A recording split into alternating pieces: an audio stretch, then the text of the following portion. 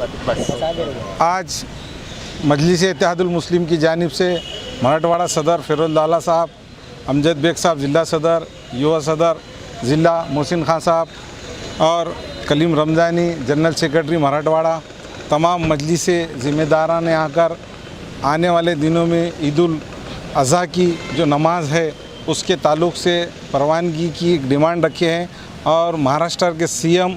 उद्धव ठाकरे साहब से भी गुजारिश रखे हैं कि हमको ईद की नमाज़ पढ़ने की परवानगी देना चाहिए। आपने महाराष्ट्र के अंदर तमाम इतने कोविड के जो ज़िले हैं उसमें हमारा ज़िला जो ग्रीन बेल्ट में आ चुका है। कल कोविड के 3 पेशेंट ही निकले हैं नांदेड़ शहर के अंदर और जितने भी बड़े बड़े पार्टियां हैं सब ने अपने अपने तौर पे महंगाई के ख़िलाफ़ धरना रखा है। कल उसकी शक्ल में आपने देख ली है, कोई किसी ख़त्म की सोशल डिस्टेंसिंग नहीं रहते हुए भी हमको उस अंदाज़ में हमारे नमाज़ पढ़ने की जो परवानगी देने के लिए हमने ये गुजारिश की है माननीय ज़िलाधिकारी साहब को कि हम सोशल डिस्टेंसिंग का पूरा पालन करेंगे, मास्क लगाएंगे या नहीं तो हमें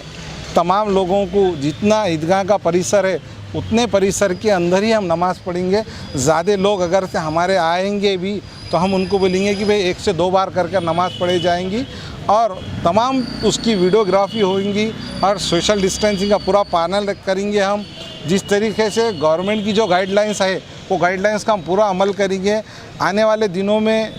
जो कोविड ख़त्म होने की कगार पे है तो ईद की जो नमाज़ें रहती है वो ईदगाह के ऊपर 2 साल से नहीं हो रही है। उसकी वजह से आलिम मुफ्ती खाइर हमारे ज़िम्मेदारों ने ये मशवरा दिया है कि आप प्रशासन से इसकी डिमांड कीजिए और अल्हम्दुलिल्लाह हमने डिमांड की है। इंशाअल्लाह ताला नमाज़ पढ़ने की हम पूरी कोशिश करेंगे और प्रशासन के 2-3 रोज़ के अंदर उन्होंने बोले हम तुमको जो भी आएगा उसका लेटर राइटिंग में देंगे या नहीं तो जो भी मशवरे में तय होगा इंशाअल्लाह ताला नमाज़ वहाँ पर अदा की जाएंगी प्रशासन की जो गाइडलाइन है उसके ऊपर। मीन के महाराष्ट्र के जनरल सेक्रेटरी मराठवाड़ा के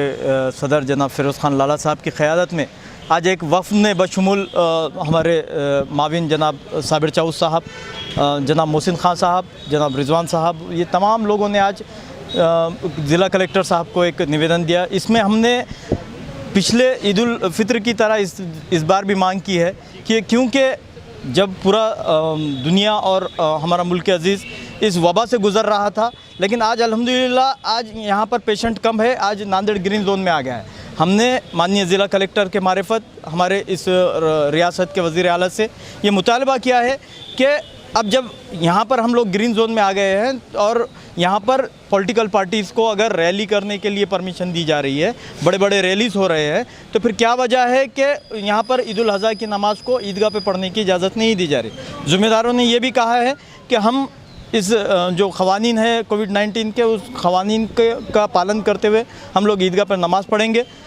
एक वक्फ़े में अगर नमाज में ज़्यादा लोग हो जाते हैं तो 2-3 जमातें करके हम लोग नमाज़ पढ़ेंगे। हमने यही डिमांड हमने आरडीसी साहब से की कि अगर हमको